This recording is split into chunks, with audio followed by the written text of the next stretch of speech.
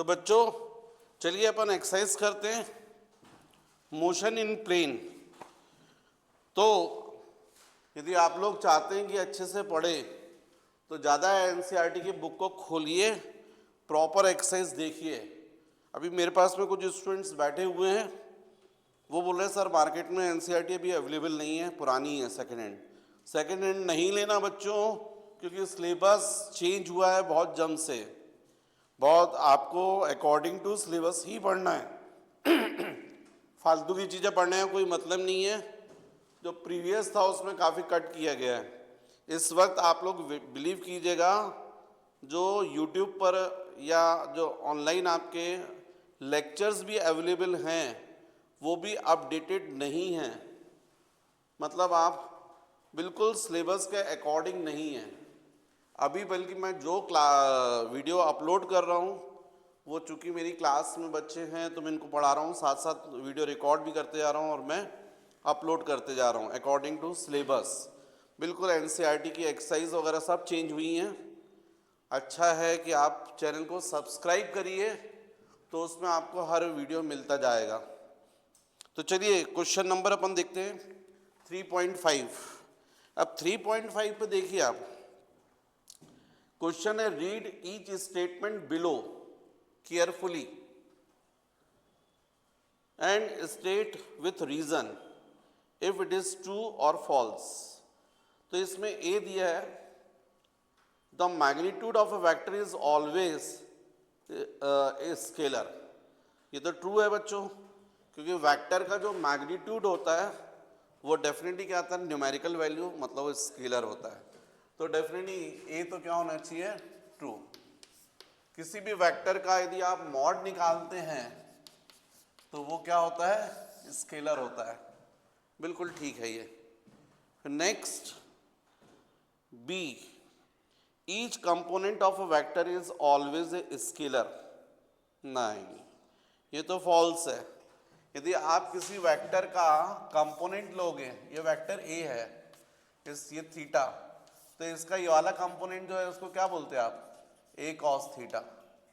तो ये भी क्या होगा, कंपोनेंट जो रहेगा, या फिर इस कंपोनेंट को आप ए एक्स बोलते हो और इसका ए कॉस थीटा आई बोलोगे आप।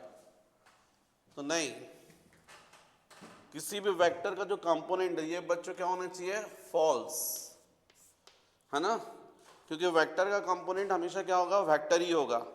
और चलिए और समझा देता हूं मैं। फॉर एग्जाम्पल ये 3i + 4j है, तो आपको मालूम ही ये कितना होगा, फिर 3i होगा ये, और ये वाला क्या होगा 4j, तभी तो ये वेक्टर क्या बना है 3i + 4j। तो इसका मतलब ये वाला कंपोनेंट हो गया 3i और इसका अपन लाइक वेक्टर ड्रॉ करेंगे तो यहाँ क्या जाएगा 4j। तो आप देख रहे हैं इस वेक्टर का जब कंपोनेंट है वो भी वेक्टर क्वांटिटी है और ये भी वेक्टर क्वांटिटी है। तो कभी भी किसी वेक्टर का जो कंपोनेंट होता है वो भी वेक्टर क्वांटिटी है, होता है। तो इसलिए मेरे हिसाब से जो बी है वो फॉल्स होना चाहिए। फिर next C, the total path length is always equal to the magnitude of the displacement vector of a particle। मतलब टोटल पाथ लेंथ, हाँ ये भी ट्रू होगा जब आप 1D के डायरेक्शन में बात करेंगे। तो जितना डिस्प्लेसमेंट होगा उसकी लेंथ एक्चुअली में क्या शो करेगी, तो definitely C, the total path length is always equal to the magnitude of the displacement vector of a particle. ठीक है बच्चों, ये डिस्प्लेसमेंट है, इसकी जो टोटल लेंथ है वो मतलब डिस्प्लेसमेंट वेक्टर का जो मैग्नीट्यूड है, magnitude of the displacement vector, it is equal to total path length. बिल्कुल सही है ये, लेकिन ये किस कंडीशन में सही है, जब बॉडी 1D के डायरेक्शन में मूव कर रही है स्ट्रेट पाथ पर। जब स्ट्रेट पाथ पर मूव करेगी तो जो उसका डिस्प्लेसमेंट होगा उसका मैग्नीट्यूड किसके इक्वल होगा? टोटल पाथ के इक्वल ही होगा। लेकिन यदि 1D को छोड़कर आप बात करोगे कि बॉडी यहां से यहां जा रही, यहां से यहां आ रही, A to B और B to C, finally C पर, अब डिस्प्लेसमेंट तो ये है और टोटल पाथ ये है, तो डिस्प्लेसमेंट का मैग्नीट्यूड यदि आप बोलोगे तो इतना ही हुआ, जबकि टोटल पाथ ये है। तो इस वाली सिचुएशन में 1D को छोड़कर बात करोगे तो ये फॉल्स हो जाएगा। 1D के केस में क्या रहेगा? ट्रू रहेगा। तो इसमें याद रखिए ये ट्रू रहेगा in case of 1D and falls in case of body moves in different path. 1D को छोड़कर यदि अपन बात करें, है ना, राइट। तो ये थर्ड भी मेरे ख्याल से क्लियर हो गया। डी पार्ट क्या बोल रहे हैं? The average speed of a particle defined as total path length divided by the time taken to cover the path is either greater or equal to the magnitude of average velocity of the particle over the same interval of time। ठीक है बच्चों, ये भी यदि अपन 1D को छोड़कर बात करेंगे तो यदि अपन total distance upon total time बोलते हैं तो ये ग्रेटर होगा किससे? एवरेज वेलोसिटी से। और इक्वल भी हो सकता है जब बॉडी कब मूव करेगी? स्ट्रेट पाथ पर। तो ग्रेटर और इक्वल दोनों पॉसिबल है। यदि 1D के केस में बात करोगे तो फिर इक्वल होगा, total distance upon total time. Average speed और एवरेज वेलोसिटी कैसे हो जाएंगे? इक्वल हो जाएंगे। लेकिन यदि 1D को छोड़कर बात करोगे तो एवरेज स्पीड ग्रेटर होगी एवरेज वेलोसिटी से, क्योंकि एवरेज स्पीड क्या होता है? Total distance upon total time, और एवरेज वेलोसिटी क्या बोलोगे? Displacement upon time. तो ये भी ट्रू होगा। Next last E, 3 vectors not lying in a plane can never add up to give a null vector। बिल्कुल बात सही है। यदि 3 vectors सेम प्लेन में होंगे तभी तो आप वेक्टर ऐड करोगे। वेक्टर एडिशन कब होगा? ट्रायंगल मेथड यूज करते हो ना आप लोग, जैसे एक वेक्टर ये हो गया, दूसरा वेक्टर ये हो गया, तीसरा ये हो गया। ये दोनों वेक्टर्स कैसे होते हैं? सक्सेसिव साइड्स पर होते हैं ट्रायंगल के, सेम ऑर्डर में। तब थर्ड साइड जो है वो अपन को शो करती है दोनों वेक्टर का एडिशन, रिजल्टेंट। अब आपको नल वेक्टर बोल रहे हैं तो जरूरी उसके लिए क्या होना चाहिए? तीनों वेक्टर का किस में होने चाहिए? सेम प्लेन में। तो ये भी बच्चों क्या होगा? ट्रू। यदि वो वेक्टर्स यदि सेम प्लेन में नहीं है तो फिर नल वेक्टर पॉसिबल नहीं है। तो डेफिनेटली ये भी ट्रू हो जाएगा। ये हो गया क्वेश्चन 3.5। हालांकि मैं सोच रहा था कि थ्योरी में पढ़ाने के अलावा जो आप लोग के एग्जाम्पल्स हैं, एक्सरसाइज हैं, उनके न्यूमेरिकल क्वेश्चंस करवाऊं, फिर मेरा मन बदल गया। मैंने नहीं, पूरे ही क्वेश्चन करवा देते हैं। थ्योरेटिकल हैं वो भी डिस्कस कर देते हैं और न्यूमेरिकल सब जस्ट आ ही रहे हैं तो वो भी कर लेंगे अपन। तो ठीक है बच्चों, थ्योरी क्वेश्चंस भी कर लेते हैं।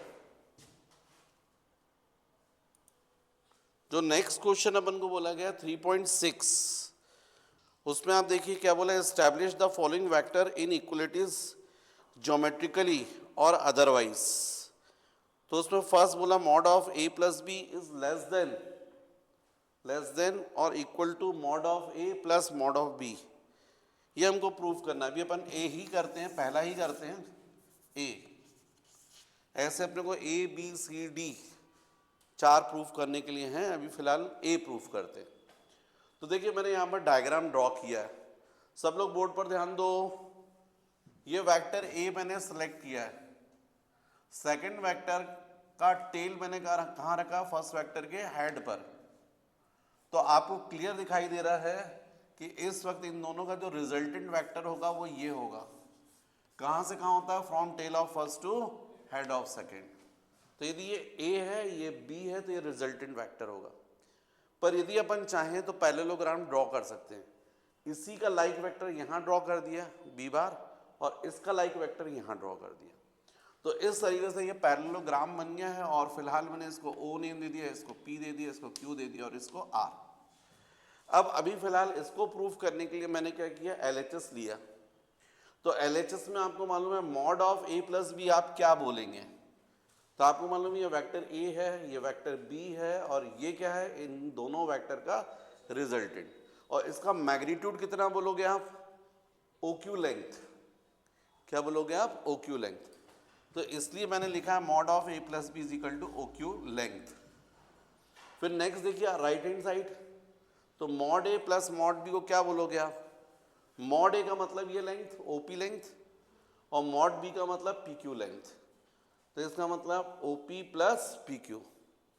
अब आप अपनी जो ट्राइंगल्स की प्रॉपर्टी उस बेसिस पर आप लोग जानते हो कि ये जो OQ होगा वो डेफिनेटली इन दोनों साइड्स के समीशन से कैसा होता है, लेस।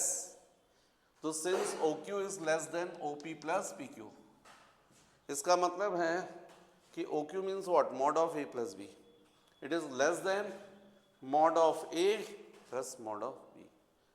तो या तो मैं ऐसे प्रूफ करूं या फिर मैं इसको, इसी चीज को मैं ऐसे भी लिख सकता था तो आपको शायद ज़्यादा आसान होता, पर समझाने में मुझे ऐसा अच्छा लगा। यदि अपन इसको देखते हैं तो अपन बोल सकते थे in triangle OPQ, OPQ length OQ it is less than OP plus PQ by property of triangle. Triangle की प्रॉपर्टी की उसमें हमेशा हाइपोटेन्यूज की लेंथ जो होती है वो कैसी होती है, लेस होती है बाकी दोनों साइड्स के समीशन के। लेकिन यदि मैं बोलूँगा व्हाट इज OQ, तो आपको डायग्राम में दिख रहा है this is what mod of A plus B less then, क्या बोलोगे, what is OP, mod of A, what is PQ, mod of B। तो ये तो हो गया वन। भाई हमको लेस प्रूफ करना तो लेस तो प्रूफ कर दिया। अब इक्वल कब होगा, तो आप इक्वल के लिए देखिए मैंने यहाँ पर ड्रॉ किया है, चलो अब यहीं पर कर देता हूँ। ये वेक्टर A ले लिया मान लीजिए मैंने, और ये वेक्टर ले लिया B, इसकी लेंथ O, इसकी P और इसको Q। तो जैसा आप लोग जानते हैं कि यदि मैं यहाँ पर पूरी OQ बोलूँगा, OQ, तो OQ बार को आप क्या लिख सकते हो, OP बार प्लस PQ बार। कभी भी टू वेक्टर्स को आप कैसे ऐड करते हो, तो OP bar plus PQ bar is equal to OQ bar लिखते हैं कि नहीं लिखते आप। ये फर्स्ट वेक्टर दिख रहा है, सेकंड वेक्टर का टेल कहाँ रखा है मैंने, फर्स्ट वेक्टर के हेड पर। तो इन दोनों वेक्टर का रिजल्टेंट कहाँ से कहाँ होता है, from tail of first to head of second. मतलब आप क्या लिखोगे, OP bar plus PQ bar is equal to OQ bar. अब यदि मैं बोलता हूँ आपसे व्हाट इज OP, है ना, इसकी यदि मॉड की बात करता हूँ तो आपको क्लियर दिख रहा है यही मॉड के केस में भी ऐसे ही है सिंस। तो आप इसी को बोल सकते हो OP length plus PQ length is equal to what, OQ length. Straight path पर है तो आप OP plus PQ is equal to OQ क्यों लिखेंगे। यदि मैं पूछता हूँ व्हाट इज OP, तो आप बोलेंगे mod of A, what is PQ, तो आप बोलेंगे मॉड ऑफ B। और यदि मैं पूछता हूँ व्हाट इज OQ, तो आपको मालूम व्हाट इज OQ, इन दोनों वेक्टर का समीशन है, मतलब आप क्या बोलोगे, mod of A plus B। तो इसी चीज को मैं पहले लेफ्ट साइड लिख दूं तो ऐसा हो जाएगा ना, mod of A plus B is equal to mod of A plus mod of B। ये हो गया 2। तो यदि 1 और 2 में देखो आप तो आपको क्लियर दिखाई दे रहा है by 1 and 2 mod of A plus B it is greater, sorry it is less than और इक्वल टू, यहां पर लेस और यहां से इक्वल, किसका, mod A plus mod of B। ये प्रूफ हो गया, राइट। तो इस तरीके से हम लोग फर्स्ट प्रॉपर्टी को प्रूफ कर सकते हैं। मेरे ख्याल से आप लोग ऐसा ही नोट करो, ये ज़्यादा अच्छा है बजाय इसके, तो आप इसको नोट कीजिएगा, ये ज़्यादा अच्छा रहेगा। फर्स्ट प्रॉपर्टी प्रूफ करने के लिए। फर्स्ट क्या प्रूफ करना था, ये तो पता है ना आपको। ए में क्या प्रूफ करना था, ये प्रूफ करना था। ए क्या था आपका, mod of A plus B less than और equal to mod of A plus mod of B. तो ये डायग्राम बनाइएगा और डायग्राम के बाद में इसको आप नोट कर लीजिएगा।